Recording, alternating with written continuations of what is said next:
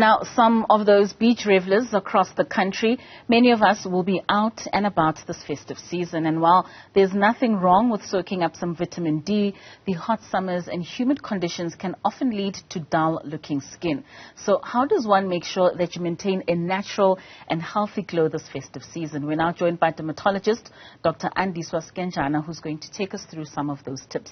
Doctor, thank you so much for your time and for joining us this evening.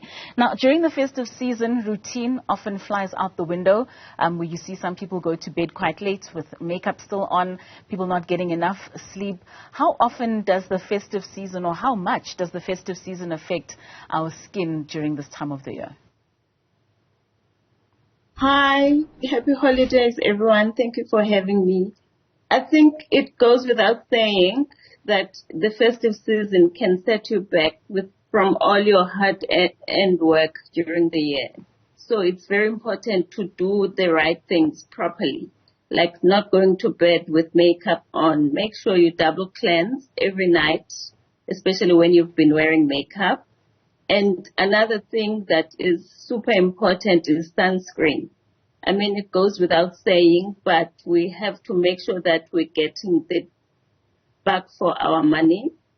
Sunscreen must be applied properly, 2 finger lengths for each body surface area. That means 2 finger lengths for your face, for each arm, for the anterior trunk, back, and each leg. So that's a lot of product that you need to apply, especially since we're spending so much time outdoors. And don't forget also about oral sunscreen. So if you can quantitate how much sunscreen you need to be applying to get adequate protection, added to the fact that you need to reapply every 2 hours, then it goes without saying that oral sunscreens are even a better option. And those you only start 2 days before you go on holiday and every day thereafter, and you stop immediately when you come back. And that's a real game changer and a well-kept secret. Another thing to do is your antioxidants, because the sun equals oxidative stress. Antioxidants, your C vitamins in the morning, are going to prevent that setback from all your work that you've been doing throughout the year.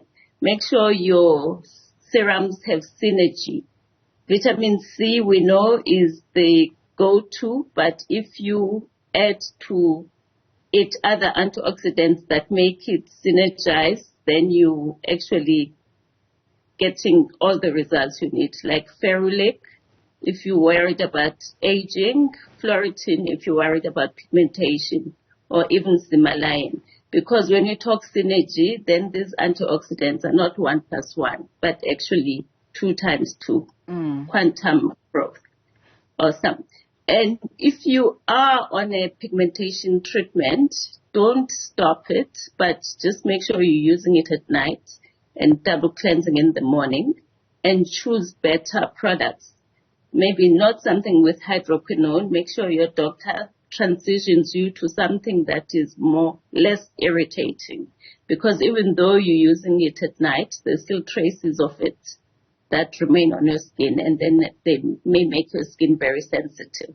So think tranexamic acid. Yes, no, sorry to come in there. I hear you giving us quite a lot of tips, which I want us also to get to a little later on once again.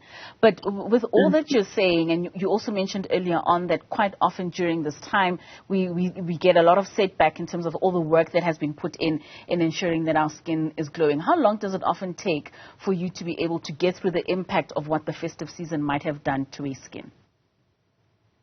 So if you've done everything right, then 2 weeks is enough time for the tanning, which is just the decrease in skin tone without the sun injury.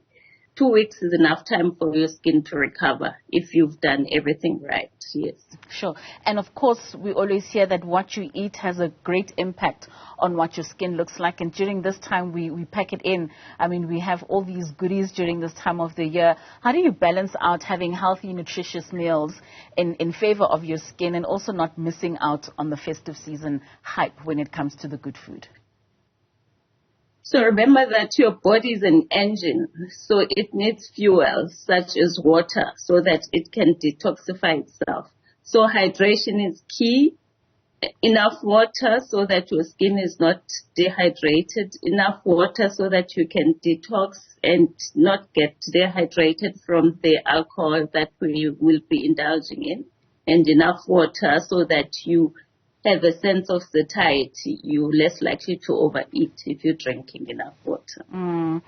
I mean, Doc, you spoke about a few tips with regards to how we should be putting on sunscreen, using some antioxidants.